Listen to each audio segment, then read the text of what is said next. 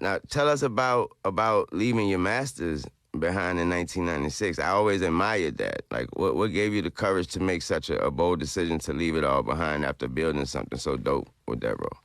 Well, I don't lead by money. I've never let money lead my life or anything like that. Likewise, So sir. yeah, Likewise. you feel me, Yes, right? yes. So this one was actually an easy separation. When I separated myself from Eazy-E and Ruthless Records, that was a lot more difficult because there was a brotherhood there that was created. Mm, You know, so that that thing was fairly easy, and I know that wherever I go, I'm taking the talent with me. exactly. So it's Exactly. it's that was nothing. It's just about leaving, and the hard part is starting over and creating a new And create, thing. like you said, exactly. That's the hardest part. Just making sure what you do, the new thing, making sure that it's gonna work and believing in it. Absolutely, and Believing I'm in it. always going to believe and bet on myself. I I don't say, where I I was am. just about to say that's why the money don't matter because I'm gonna bet on myself no matter what, and I'm gonna win. Yeah, yeah. Oh yeah, If who else can you bet on if you can't bet on yourself? I'm exactly. always going to bet on myself.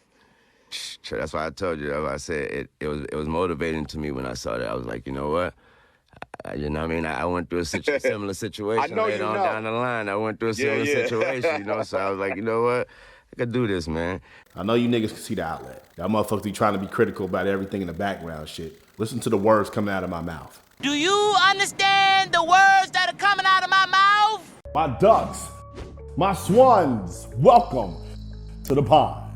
My name is Dorian from Group82Music.com. Right here we got Dr. Dre talking about why he left Death Row Records and how he was able to bet on himself. For those of you that don't know the story, I'm gonna give you a little recap. Dr. Dre from Compton, California was the sound behind NWA. NWA was the biggest rap group ever at that time. They had one album. Their manager, Jerry Heller, was taking their money. Ice Cube didn't like that, left. Dre stayed. They dropped another album and went #1. Ice Cube figured out that Jerry Heller was taking his money. He left and went to start Death Row with Suge Knight. When he was at Death Row with Suge Knight, you had a guy named Snoop Dogg, a guy named Warren G, Nate Dogg, the Dogg Pound, and Mr. Tupac Shakur come along. Arguably the greatest rap label of all time.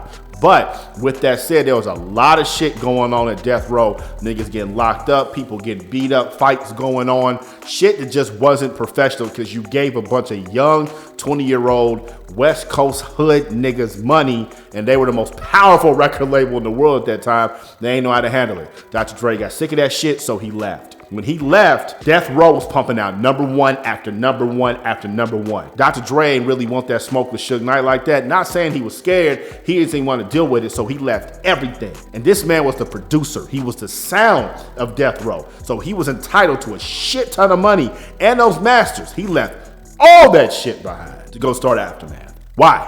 Because he bet on himself. And it took him a while to get off the ground. But then he discovered this white kid from Detroit named Marshall Mathers. The rest is history. In life, especially in business, you gotta bet on yourself. I know a lot of y'all say you betting on yourself, but are you really truly betting on yourself? Are you putting all your resources on yourself? Are you making sure that you're giving maximum effort every single day to yourself? Are you making short-term sacrifices for long-term gain on yourself? Can you really say that? Are you staying up to 2, 3 o'clock in the morning making content? Are you posting 2 to 3 times every day? Are you responding to everybody that writes in your comments? Are you responding to every DM?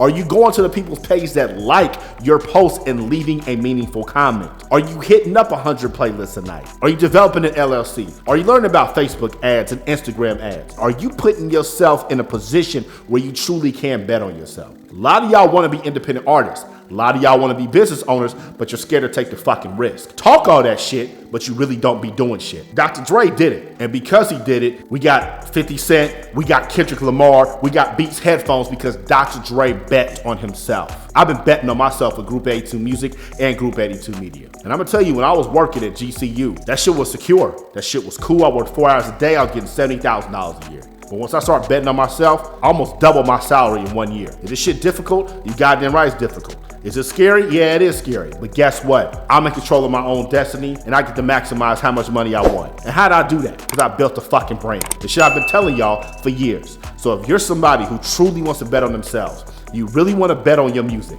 You really want to bet on your business. And you ready to get this shit popping? Click the link in the bio. Purchase one of our packages for 60% off right now. I'm After Pine. Y'all stay true. From behind this curtain, seeing that your ass is lurking, always hating, never certain. Ooh, I know your thumbs is hurting. Peeking from behind this curtain, seeing that your ass is lurking, always hating, never certain. Ooh, I know your thumbs is hurting. 82.